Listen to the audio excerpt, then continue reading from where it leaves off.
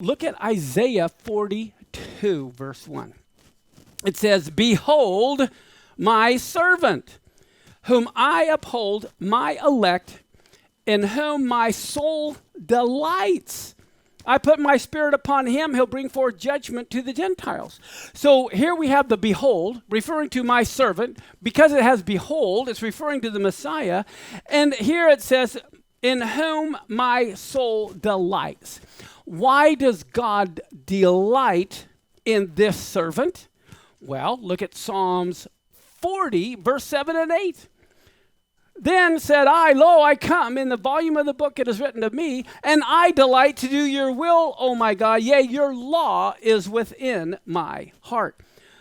Wow. So he delights in his servant because his servant delights in doing his will and following the Torah. It's Torah is in my heart. That's the New Testament. It's not getting rid of the Torah. It's putting it upon your heart.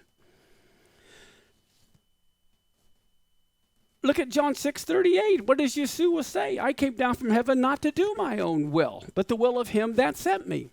And many people say, well, I only have to keep the commandments that Jesus did or Jesus said. Well, no, wait a minute. He didn't come to do any. He came to fulfill his Father's commandments. Hello. As a matter of fact, this is one of my prayers. I know many of you like to pray.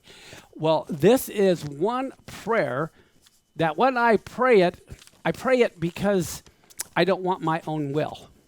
How many of you, we know if we're going to win this battle, the battle is inside. Look at this verse. It's one of my favorite verses, Philippians 2:13.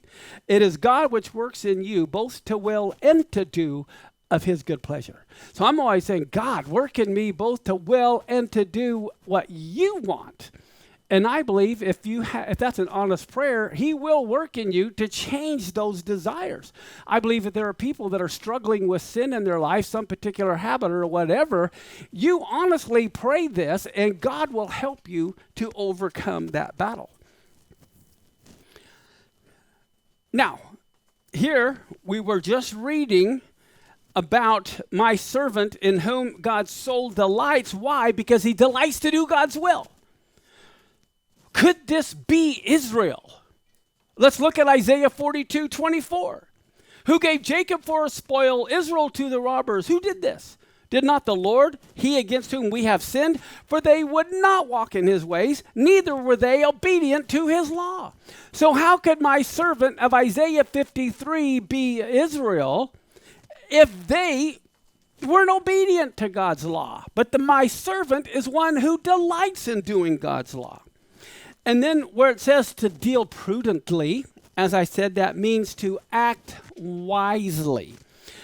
An example of the Hebrew word is in 1 Samuel 18:15.